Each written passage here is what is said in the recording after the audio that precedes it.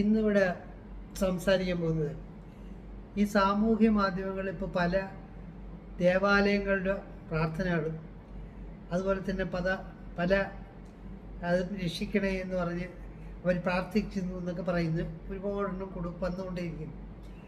അത് കണ്ടിട്ടാണ് ഞാൻ സംസാരിക്കുന്നത്. ഇപ്പം നമുക്ക് വയനാട് ഇപ്പം ദുരന്തമുണ്ടായി, ഏകദേശം 300 പേര് ഇപ്പോഴത്തേക്ക് അതിനേക്കാളൊക്കെ ഒരുപാട് പേര് മരിച്ചു കാണും. ഇതിനകത്ത് രക്ഷപ്പെടുത്താനായിട്ട് ആരാണ് വന്നത്? മനുഷ്യരാണ്. ഇവർ പറയുന്ന പ്രാർത്ഥിക്കുന്ന എന്ന് സോക്കോൾഡ് ആകാശങ്ങളിലിരിക്കുന്ന ദൈവങ്ങളോ ഒന്നും അവിടെ പ്രത്യക്ഷപ്പെട്ടില്ല. എല്ലാ മതസ്ഥരെയും കൂടെ ചേർത്താണ് ഈ പറയുന്നത്. ഇവരാരും അവിടെ പ്രത്യക്ഷപ്പെടാറില്ല. ഇത് നമുക്ക് ഓരോന്നായിട്ട് വരാം. അപ്പോൾ ഇവർ പറയും പാവം ചെയ്തവരാണ് ഈ മരിച്ചു പോയതൊക്കെ, പാവം ചെയ്യാത്തവരൊക്കെ ജീവിച്ചിരിക്കും. അപ്പോൾ ഈ ജീവിച്ചിരിക്കുന്നവരെല്ലാം പാവമില്ലാത്തവരാണോ? അതായത് മരിച്ചവർ മാത്രമേ പാവമുള്ളവരാണ്, ബാക്കി ലോകത്തുള്ള എല്ലാവരും പാവം ചെയ്യാത്തവരാണോ? അപ്പോൾ ഒന്നുമല്ല. ഇപ്പം കൊച്ചുകുട്ടികൾ മരിക്കുന്നു, അവരെന്ത് പാവം ചെയ്ത്? മുജ്ജന്മത്തിൽ പാവം ചെയ്തിട്ടുണ്ടെങ്കിൽ അവർ അച്ഛൻ്റെ അമ്മേനെ മരിക്കാനുള്ളത് അല്ല. അതുപോലെ എന്ത് നോക്കൂ, ഈ സാധനങ്ങളെല്ലാം ഇവരെല്ലാം തന്നെ പല ഈ പ്രാർത്ഥനാലയങ്ങളിലും പോകുന്നതാണ്. മുസ്ലിം പള്ളിയിലും പോകും, ക്രിസ്ത്യൻ പള്ളിയിലും പോകും, ഹിന്ദുക്കളായ ഈ കോവിലുകളിലും പോകും. അപ്പോൾ ഇവർ ഈ പറയുന്ന സോക്കോൾഡ് അതുപോലെ മേളിലിരിക്കുന്ന ദൈവങ്ങൾ എന്തുകൊണ്ട് പ്രത്യക്ഷപ്പെട്ട് ഇവരെ എല്ലാം രക്ഷിക്കാൻ വരുന്നില്ല? രക്ഷിക്കാൻ വരുന്ന ആരാണ്? ഇവിടുത്തെ ആർമി മനുഷ്യർ, ഇവിടുത്തെ ആംബുലൻസ് മനുഷ്യർ, ഇവിടുത്തെ ഡോക്ടേഴ്സ്, ഇവിടുത്തെ എൻജിനീയേഴ്സ്, ഇങ്ങനത്തെ പിന്നെ നാട്ടുകാർ, ബാക്കിയുള്ള ആൾക്കാർ, ഇവരൊക്കെയാണ് ഈ രക്ഷിക്കാൻ ഇറങ്ങുന്നത്. ഇനി ഈ കെട്ടിടങ്ങളെല്ലാം ഇടിഞ്ഞു പൊളിഞ്ഞു പോയി, ഭയങ്കര കഷ്ടമാണ്. ഇവർ ആ സ്ഥലങ്ങൾ കണ്ടാലേ അറിയാം ഒന്നിനും കൊള്ളാത്ത രീതിയിലാണ്. ഇവരെവിടെ പോയി ജീവിക്കുന്നുണ്ട്? ഇതാര് കൊടുക്കും ഇനി? അതും അടുത്ത മനുഷ്യരാണ് കൊടുക്കാറുള്ളത്. മനുഷ്യർ തന്നെയാണ് ഇവരെ സഹായിക്കാറുള്ളതും കാര്യങ്ങളൊക്കെ. അപ്പം ഇവർ ഈ പറയുന്ന പ്രാർത്ഥന ഇപ്പം ഭയങ്കര പ്രാർത്ഥന ഈയിടയ്ക്ക് അത് ഇനി വേളാങ്കണ്ണി മാതാവിൻ്റെ പള്ളിയിൽ ഒരാൾ നമുക്ക് വയനാടിന് വേണ്ടി പ്രാർത്ഥിക്കുന്നു. വേളാങ്കണ്ണി മാതാവിൻ്റെ ഫ്രണ്ടിൽ വെച്ചിട്ടാണ് സുനാമി ഉണ്ടായിട്ട് ആയിരക്കണക്ക് പേര്, 1000 10,000 പേര് മരിച്ചത്. മാതാവിനെയും കണ്ടില്ല, ആരെയും കണ്ടില്ല. പോയവർ പോയി, കുറേ പേര് രക്ഷിക്കാൻ പോയി, പ്രകൃതി ദുരന്തത്തിൽ രക്ഷിക്കാൻ പോയി, അവരും കുറേ പേര് രക്ഷപ്പെട്ടു, കുറേ പേര് അതിലും കൂടെ പോയി. ഇതേപോലെയാണ് കന്യാകുമാരിയിലും ഇതുപോലെ ദേവീക്ഷേത്രങ്ങളുടെ ഫ്രണ്ടിൽ വെച്ചാണ് ആയിരക്കണക്ക് മരിച്ചത്. എന്ത് ചെയ്തു? ആരും വന്നില്ല. അപ്പോൾ നമ്മൾ ഈ പ്രാർത്ഥന എന്ന് ചെയ്യുന്നത് കാര്യങ്ങളൊക്കെ ചുമ്മാ ഒരു രസം സമാധാനം എന്ന് പറയാണ്ടി ചെയ്യാം, അല്ലെങ്കിൽ അങ്ങനെ അല്ലാതെ ഇപ്പോൾ ഈ പറഞ്ഞതുപോലെ യഥാർത്ഥത്തിൽ നമ്മുടെ ജീവിതത്തിൻ്റെ അകത്ത് മേളിയിരിക്കുന്ന ഈ പറയുന്ന സോക്കോൾഡ് ഗോഡ്സ് എന്ന് പറയുന്ന ആൾക്കാരൊക്കെ നമ്മുടെ ദേഹത്ത് കയറി അല്ലെങ്കിൽ മനുഷ്യരാശിയുടെ പുറത്ത് കയറി ഒന്നും ചെയ്യുന്നതായിട്ട് എനിക്ക് തോന്നിയിട്ടില്ല. അങ്ങനെ ചെയ്യുമായിരുന്നെങ്കിൽ എന്തുകൊണ്ട് ഈ പ്രകൃതി ദുരന്തം വരുന്നതിന് മുമ്പ് അവർ ആൾക്കാരടുത്ത് മുന്നറിയിപ്പ് കൊടുക്കുന്നില്ല? മനുഷ്യൻ എന്തിനാണ് പ്രാർത്ഥിക്കുന്നത്? സുഖവും സ്വസ്ഥമായിട്ട് നല്ല രീതിയിലൂടെ ജീവിക്കണേ എന്നല്ലേ ഈ പ്രാർത്ഥിക്കുന്നത്. ഇപ്പം പ്രാർത്ഥിക്കാൻ പോകുന്നവരെന്ന് പറഞ്ഞാൽ പൈസ ഉള്ളവർ പൈസ പിന്നെയും കൂടട്ടെ, അല്ലെങ്കിൽ എവിടെ നിന്നെങ്കിലും വരട്ടെ എന്ന് പറഞ്ഞാണ് അത് പറയാനാണ് ഈ പ്രാർത്ഥിക്കാൻ പോകുന്നത്. അല്ലാതെ അപ്പം അവരെ സൈഡ് ചെയ്ത് കൊടുത്ത് കൂടുതൽ പ്രാർത്ഥനയ്ക്ക് എന്തായാലും സൈഡ് ചെയ്ത് കൊടുത്ത് പൈസ കൊടുക്കുകയും ബാക്കി സാധാരണക്കാരനും പാവപ്പെട്ടവനും ഇതുപോലെ മലയോരത്തിലോ അല്ലെങ്കിൽ കടലിൻ്റെ അടുത്തോ ഒക്കെ താമസിക്കുന്ന ആൾക്കാരും അല്ലെങ്കിൽ ഇങ്ങനത്തെ താമസിക്കുന്ന ആൾക്കാരായിട്ട് അവർക്ക് പിന്നെയും ദുരന്തങ്ങൾ ഉണ്ടാക്കി വയ്ക്കുകയാണോ ചെയ്യുന്നത്? അപ്പം നമ്മളൊന്ന് ആലോചിക്കണം. ഈ പ്രകൃതിയിൽ ഇന്ന് കാണുന്ന കാര്യങ്ങളൊക്കെ അത് അതിൻ്റേതായ പ്രൊസീജിയറിൽ പോകുന്നുണ്ട്. നമ്മൾ പ്രാർത്ഥിച്ചാലും ഇല്ലെങ്കിലും അങ്ങോട്ടും ഇങ്ങോട്ടുള്ള ഗീവ് ആൻഡ് ടേക്ക് അവേ ആണ്. എത്രയോ 1000 പേര് അസുഖങ്ങളായിട്ട് കഷ്ടപ്പെടുന്നു, പെയിൻ കൊണ്ട് കഷ്ടപ്പെടുന്നു, ക്യാൻസർ കൊണ്ട് കഷ്ടപ്പെടുന്നു. ഇവരെല്ലാം പ്രാർത്ഥിക്കാത്തയോ അല്ലെങ്കിൽ ദൈവവിശ്വാസികളോ ഇല്ലാത്തവരാണ്. അവർക്കെന്തിനാണ്? അഥവാ അങ്ങനെ അതിന് മറുപടിയാണെങ്കിൽ തിരിച്ച് ഇതൊന്നും ഇല്ലാതെ നടക്കുന്നവരെല്ലാം നല്ല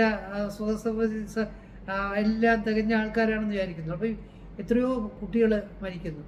ഇനി യുദ്ധങ്ങൾ, ഫസ്റ്റ് വേൾഡ് വാർ ലക്ഷങ്ങൾ മരിച്ചു, സെക്കൻഡ് വേൾഡ് വാർ ലക്ഷങ്ങൾ മരിച്ചു, പല ഇറാഖ്, ഇറാൻ, അങ്ങനെ പല സ്ഥലങ്ങളിൽ യുദ്ധം നടക്കുന്നു. ഇന്ത്യയും പാകിസ്ഥാനും കൂടെ നടക്കുന്നു.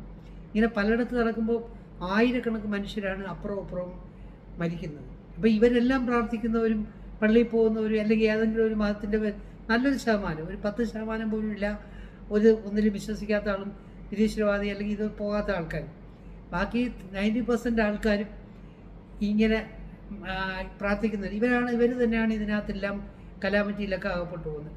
അപ്പോൾ ഇത് എന്തുകൊണ്ട് എനിക്ക് ആരെങ്കിലും ഇതിനൊരു മറുപടി തരണം. അതായത് നമ്മളിപ്പോൾ ഈ പറഞ്ഞ അസുഖങ്ങളൊന്നും മരുന്ന് കഴിച്ച് നമ്മളിപ്പോൾ തന്നെ ആലോചിച്ച് കുറച്ച് കാലം മുമ്പ് വരെ കുഷ്ഠം വന്നാൽ മരിച്ചു പോകുമായിരുന്നു. ആൻറ്റിബയോട്ടിക്കുകൾ കണ്ടുപിടിച്ചതിന് ശേഷം അതിനു മുമ്പുള്ള ഭയങ്കര കഥകളും കാര്യങ്ങളൊക്കെ ലെപ്രസി വന്നാൽ മരിച്ചു പോകുമായിരുന്നു.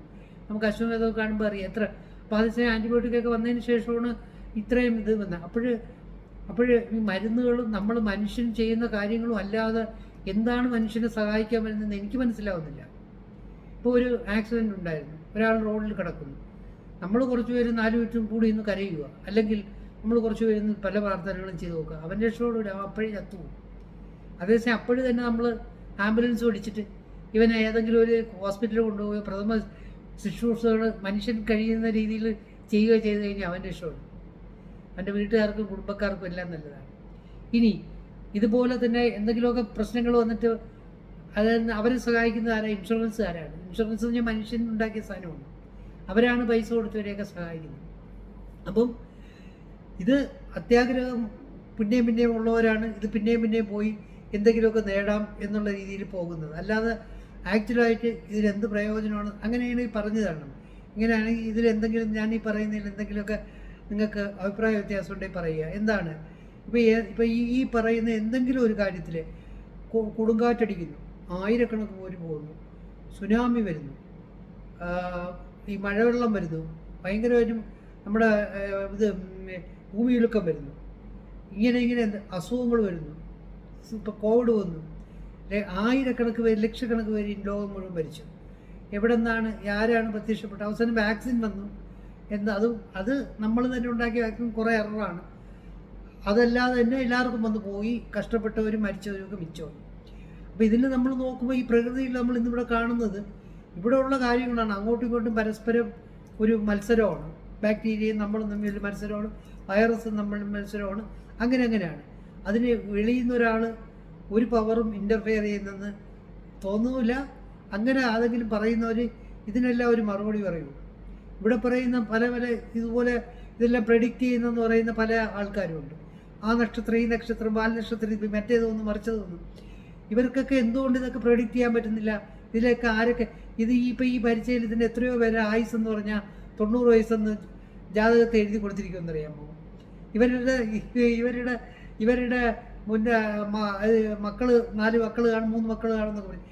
ഫാമിലിയോട് കൂടി പോയി. ഇതിനെന്താണ് മറുപടി പറയാനുള്ളത്? ഇതുപോലത്തെ ഈ പ്രഡിക്ഷൻ നടത്തുന്നവരും പറയുന്ന കാര്യങ്ങൾ ഒന്നുമേ ശരിയല്ല, ശുദ്ധ കള്ളത്തരമാണ്. അതിൽ 1 2 നമ്മൾ കോറിലേഷൻ വെച്ച് ശരിയാവുന്നില്ല. ബാക്കി എല്ലാതും വെറുതെ പറയുന്നതാണ്. പ്രഡിക്ഷൻ ഒന്നും വെച്ചിട്ട് നമുക്ക് ആർക്കും ഒന്നും പറയാൻ പറ്റില്ല. അതുപോലെയാണ് ഈ ദൈവം എന്ന് പറയുന്ന ഒരു ആസ്പെക്റ്റ് വെച്ചിട്ട് എല്ലാവരും അതിനെ വിശ്വസിച്ച് അങ്ങനെ. പക്ഷേ ആക്ച്വലി ഭൂമിയിൽ ഇതുപോലെ ഒരു ബാഹ്യശക്തി ഒന്നിനും ഇടപെടുന്നേ ഇല്ല. നിങ്ങൾ നോക്കൂ, എന്ത് കാര്യത്തിനോ നോക്കി നോക്കൂ. ഭൂമിയിലുള്ള ഏത് കാര്യത്തിനാണെങ്കിലും എന്തുമാത്രം കൊലപാതകങ്ങൾ നടക്കുന്നു, എന്തുമാത്രം റേപ്പുകൾ നടക്കുന്നു, എന്തുമാത്രം ഭ്രൂണഹത്യകൾ നടക്കുന്നു, അല്ലെങ്കിൽ ഇങ്ങനത്തെ എന്തെല്ലാം ഭൂമിയിൽ നമ്മൾ കൊള്ളൂല എന്ന് പറയുന്ന കാര്യങ്ങൾ നടക്കുന്നു, മോഷണങ്ങൾ നടക്കുന്നു, എന്തെല്ലാം. ഇതിലെല്ലാം എന്തുകൊണ്ട് നമ്മൾ പറയുന്ന സോക്കോൾഡ് ഇത് ചെയ്യുന്നവർക്കെല്ലാം ഇത് അനുഭവം കിട്ടുന്നവരെല്ലാം ഭാവികളാണോ? അതാണ് ആദ്യത്തെ ചോദ്യം. ഇനി ഈ പറയുന്ന ആൾക്കാർ തന്നെ പള്ളിയിലും ഇതൊക്കെ പ്രാർത്ഥിക്കുന്ന ആൾക്കാർ തന്നെ എന്തെല്ലാം കുറ്റകൃത്യങ്ങളിൽ എന്തെല്ലാം കാര്യങ്ങളിൽ ഇടപെടുന്നു.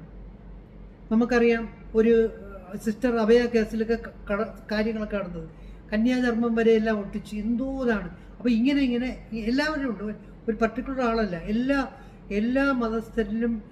അപ്പം മതങ്ങൾ നിങ്ങളെ പഠിപ്പിക്കുന്ന കാര്യങ്ങളിൽ നമ്മൾ ഈ പറയുന്ന ആകാശത്തിലിരിക്കുന്ന ആൾ ഇങ്ങോട്ട് വന്ന് സഹായിക്കുന്നതെന്ന് പറയുന്നത് തന്നെ മണ്ടത്തരങ്ങളാണ്.